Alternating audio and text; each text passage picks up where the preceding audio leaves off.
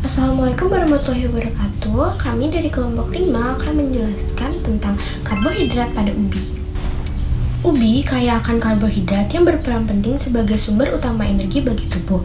Sebagian besar karbohidrat pada ubi berbentuk pati yang juga berfungsi sebagai sumber energi cadangan pada tanaman. Selain pati, ubi juga mengandung gula-gula sederhana seperti glukosa, fruktosa, sukrosa yang memberi rasa manis alami dan serat pangan yang baik untuk pencernaan. Kombinasi karbohidrat ini menjadikan ubi sebagai bahan pangan yang sehat, alami, dan serbaguna dalam berbagai olahan. Gula pada ubi jalar terdiri dari beberapa jenis disakarida dan monosakarida yang berperan sebagai sumber energi. Jenis gula utama yang terkandung dalam ubi jalar adalah sukrosa, fruktosa, dan glukosa. Sukrosa merupakan gula disakarida yang terbentuk dari glukosa dan fruktosa dan merupakan komponen gula paling dominan dalam ubi jalar mirip dengan gula tebu. Gula pada ubi jalar memiliki fungsi utama sebagai sumber energi. Selain memberikan energi, gula ubi jalar juga berperan menjaga kesehatan, seperti membantu memperlancar peredaran darah dan kesehatan jantung berkat kandungan antosianin yang terdapat pada ubi jalar. Gula ini dapat membantu mengendalikan kadar gula darah dan meningkatkan sensitivitas insulin, sehingga aman dan bermanfaat bagi penderita diabetes. Sukrosa dari ubi jalar berfungsi memberikan rasa manis, membantu pembentukan gel, dan bertindak. Selanjutnya itu pada poin 3, konfigurasi absolut. Jadi pati pada ubi ternyata kaya akan sumber di glukosanya. Hal tersebut dikarenakan pati ubi memiliki struktur yang terdiri dari homopolimer glukosa dengan ikatan alfa-glikosidik yang terbentuk dari unit yang bernama D-glucopyranosa. Selain itu, ternyata pati juga dapat dibaca melalui proses yang namanya proses hidrolisis. Jadi proses hidrolisis tersebut pati akan menghasilkan glukosa cair yang tentunya mengandung D-glukosa, maltosa, dan polimer D-glukosa yang ternyata digunakan sebagai aplikasi pada pembuatan minuman, makanan, dan biasanya digunakan sebagai pemanis. Homopolimer glukosa yang terikat melalui ikatan alfa-glikosidik adalah sebutan kimiawi untuk pati.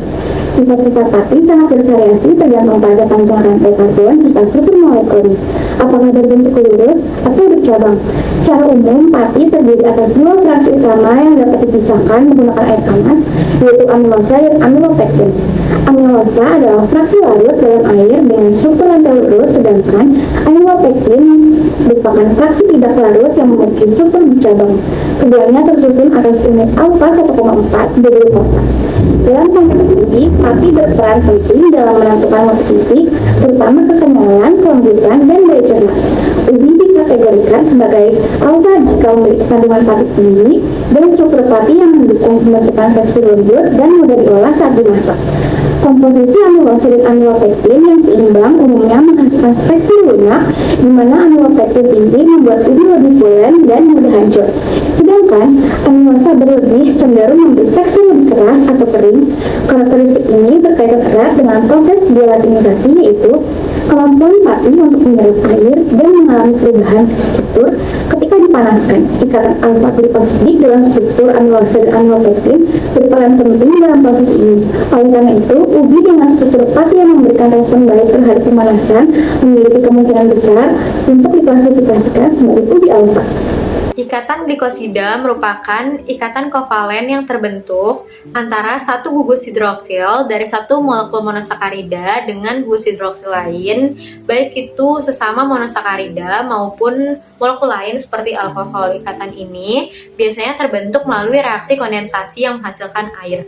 Berdasarkan posisi dan orientasi atom karbon yang terlibat, ikatan glikosida dibedakan menjadi dua tipe utama, yakni ikatan alfa dan ikatan beta. Selain itu, berdasarkan atom karbon yang terlibat pada penghubungan antar molekul, ikatan glikosida dikenal pula dengan ikatan alfa 1 ke 4 dan ikatan alfa 1 ke 6. Nah, notasi ini menunjukkan bahwa atom karbon nomor 1 dari satu glukosa yang memiliki konfigurasi alfa berikatan dengan atom karbon nomor 4 atau atom karbon nomor 6 dengan glukosa berikutnya.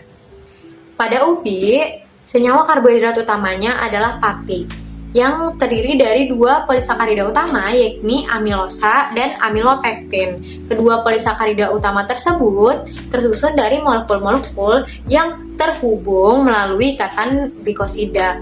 Nah, ikatan glikosida pada ubi itu ada dua, yakni ikatan alfa 1 ke 4 dan ikatan alfa 1 ke 6. Ikatan alfa 1 ke 4 terjadi ketika atom karbon nomor 1 dari satu glukosa berikatan dengan atom karbon nomor 4 dari glukosa berikutnya dalam orientasi alfa.